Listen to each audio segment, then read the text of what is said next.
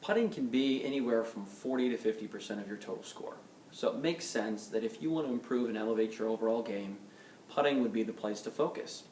And you can improve that area of your game without a huge investment of time and practice or lessons, new equipment. But you first have to understand your stroke and what is best for your stroke. So how many of you out there watching know what type of stroke you have? Or do you even know if your putter is ideal for your stroke? Is it even fit to you?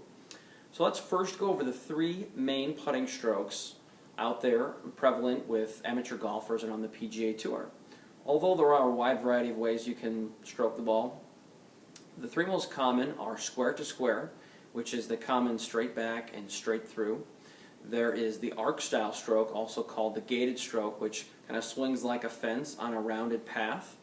And then there is the inside down the line, which has been more recently made famous, which is a rounded arc on the backswing, coming back on the arc, and then straight down the target line post-impact.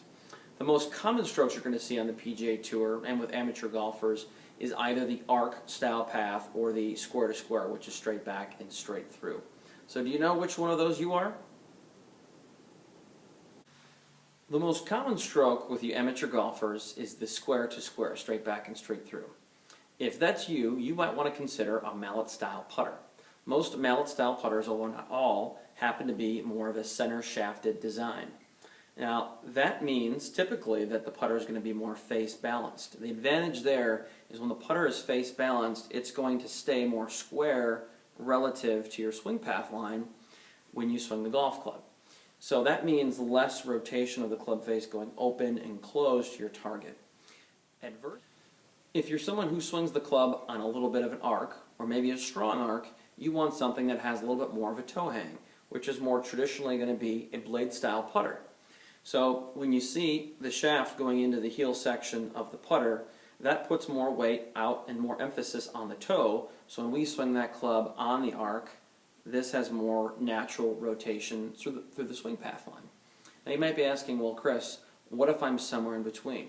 Well, you need to find a little bit more of maybe a blade style or a mid-mallet, which is this. This kind of brings and blends together the best of both worlds. What most mallet putters have that golfers love is a tremendous sight line, and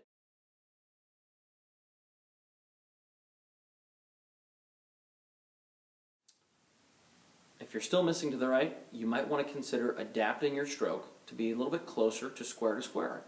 Adversely, if you're missing to the left, you might want to consider adapting your stroke to have a little bit more arc balanced in there. And if you're still struggling missing left or right, short or long, it's likely so that your putter is not correctly fitted. And there are a variety of other parameters we didn't talk about today, such as length, loft, weight, and grip type. Those variables can make a huge impact in you getting closer to the hole and ultimately lowering your scores. We'll have a variety of putter fitting videos coming up after this. Stay tuned for more. I hope you enjoyed today's tip.